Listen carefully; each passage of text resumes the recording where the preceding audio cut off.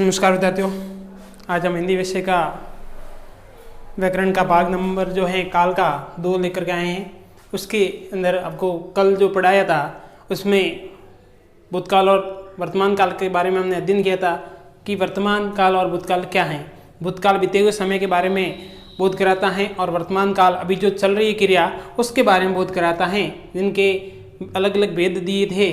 वर्तमान काल के 5 भेद किए थे हमने और भूतकाल के 6 भेद किए थे। इसी प्रकार अब अगला जो हमारा रह गया था एक काल, वो है भविष्य काल, जो किसी क्रिया के आगे आने वाले समय में होने का बोध कराता है। किसी क्रिया के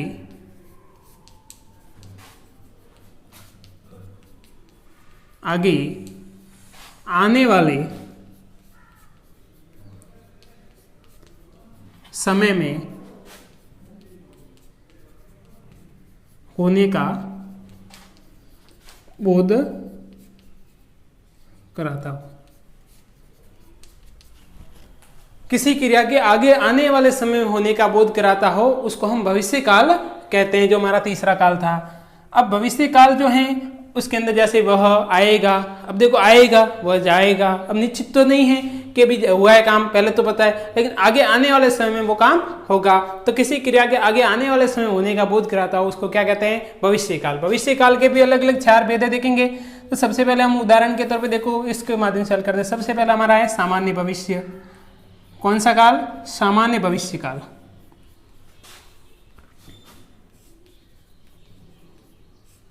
अब सामान्य भविष्य काल के अंदर क्या स्थिति रहती है देखेंगे।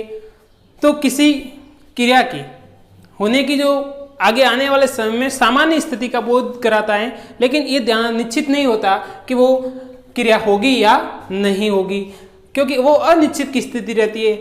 किसी आगे आने वाले समय को क्रिया के होने की सामान्य स्थिति का बोध तो होता है, लेकिन वो अनिश्चित रहता है कि वो क्रिया होगी या नहीं होगी, ये निश्चित नहीं रहता। जैसे उदाहरण के तौर पे देखेंगे तो वह जाएगा। अब देखो यहाँ पे क्या लिखा हुआ है? वह जाएगा, लेकिन ये निश्चित है क्या वह जाएगा या नहीं जाएगा? हमने तो सिर्फ क्या किया, आगे आने वाले समय में क्रिया के होने की स्थिति का बोध कराया है, लेकिन वो अनिश्चित है कि जाएगा या नहीं जाएगा, ये निश्चित नहीं रहेगा।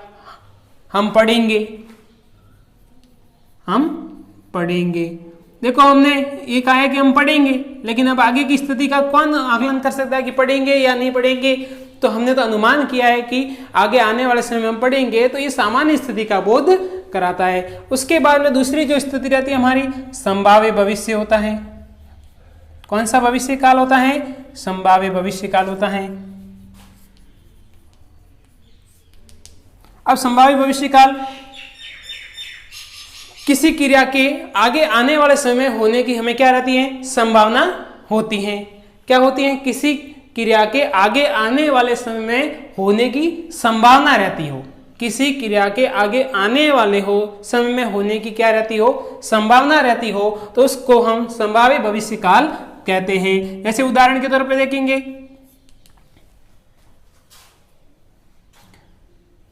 मान लीजिए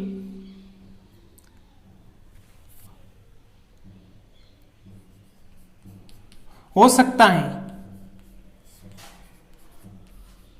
भारत फिर विश्व गुरु बने।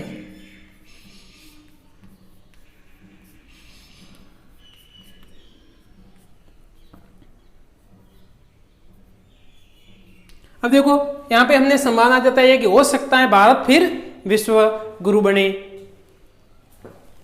संभावना है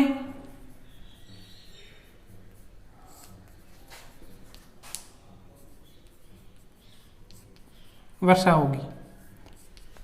अब संभावना है वर्षा होगी, ये हमने संभावना जताई है, मतलब आगे आने वाले समय में बरसात होने की संभावना जताई है कि वर्षा होगी। हो सकता है भारत फिर विश्व गुरु बने, लेकिन अभी हुआ नहीं है, तो ये भविष्य काल की स्थिति का बोध कराए, जिसमें आगे आने वाले समय होने की क्रिया की क्या होती है? संभावना रहती है। फिर अगला जो तीसरा रहता है वो अपूर्ण भविष्य काल। कौन सा काल? अपूर्ण भविष्य काल।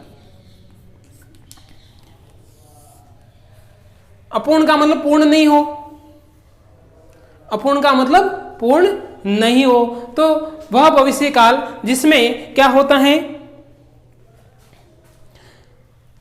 वह भविष्य काल जिसमें आगे आने वाले समय में क्रिया के होने के अपूर्ण होने की स्थिति का बोध होता हो। मतलब काम तो आगे आने वाले समय में होगा, लेकिन वो क्रिया कैसी होगी, अपूर्ण की स्थिति होगी, पूर्ण नहीं होगी, तो उस क्रिया को हम अपूर्ण भविष्य काल कहेंगे। जैसे मनोज रमेश की राह देखता रहेगा, देखता रहेगा। मनोज रमेश की राह देखता रहेगा। अब देखो कार्य कौन सी काल में हो रहा है, भूतकाल में, क्योंकि सॉरी भविष्य काल में, क्योंकि रहेगा, देखता रहेगा। अब आगे हो रहा है या नहीं हो रहा, अपूर्ण है, पूर्ण नहीं हुआ। मनोज रमेश की राह देखता रहेगा, माता पुत्र की राह देखती रहेगी। शायद लगता है, मान लीजिए विद्यालय चारों साल चलता रहेगा, कार्यालय बंद ही रहेगा। इस प्रकार से हम क्या कर सकते हैं, अपूर्ण क्रिया के बारे में देख सकते हैं। विद्यालय सालों साल चलता रहेगा,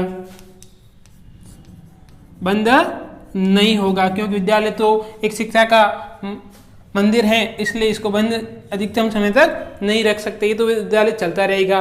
तो ये हमें अपूर्ण क्रिया की स्थिति के बारे में बताया। उसके बाद में अगला जो हमारा है वो चौथा है पूर्ण भविष्य काल। कौन सा, पूर्ण भविष्य काल। तो पूर्ण भविष्य काल में क्या स्थिति बताएगा, किसी क्रिया के आगे आने वाले समय में होने की पूर्ण स्थिति का बोध कराता हो। मतलब भविष्य काल की बात तो होगी, लेकिन कार्य कैसा होगा, पूर्ण होगा, उस स्थिति पूर्ण होने की स्थिति का बोध होता हो। मतलब आगे आने वाले समय में कार्य तो होगा, लेकिन उस कार्य के पूर्ण होने की स्थिति दर्शाएगा, तो उसको हमें पूर्ण भविष्य काल कहेंगे। जैसे उदाहरण के तौर पे देखेंगे तो वह भोजन कर चुका होगा।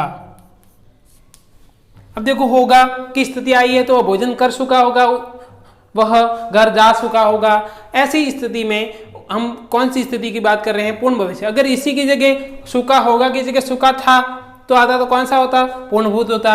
अब यहाँ पे भोजन कर चुका है आता तो कौन सा होता, पूर्ण वर्तमान हो जाता। तो इस प्रकार से सुखा था आता तो कौन सा, पूर्णभूत। सुखा है तो कौन सा होता, पूर्ण वर्तमान। और सुखा होगा तो कौन सी स्थिति का बोध होगा, पूर्ण भविष्य काल की स्थिति बोध होगा। तो हमने काल के अध्याय को हमने पूर्ण किया है, जिसमें सबसे पहले पढ़ा था भूतकाल, जो किसी बीते हुए समय के होने का बोध कराता है। उसके बाद में वर्तमान काल, जो भी वर्तमान में जो क्रिया चल रही है उस समय का बोध कराता है, जिसके 5 भेद किए थे। उसके बाद में हमने किसी क्रिया के आगे आने वाले समय होने का बोध कराने वाले समय को बात करते हैं, तो भविष्य काल था। तो भविष्य काल के 4 भेद किए, जिसमें सामान्य भविष्य काल, जो इसमें किसी आगे आने वाले समय में होने वाली क्रिया की सामान्य स्थिति का बोध होता हो, लेकिन वो अनिश्चित रहते है, स्थिति का रहना होता है, तो उसको सामान्य भविष्य काल। और आगे आने वाले समय होने वाले किसी कार्य के बारे में संभावना होती है, तो वो कौन सा होगा, सामान्य संभाव्य भविष्य काल।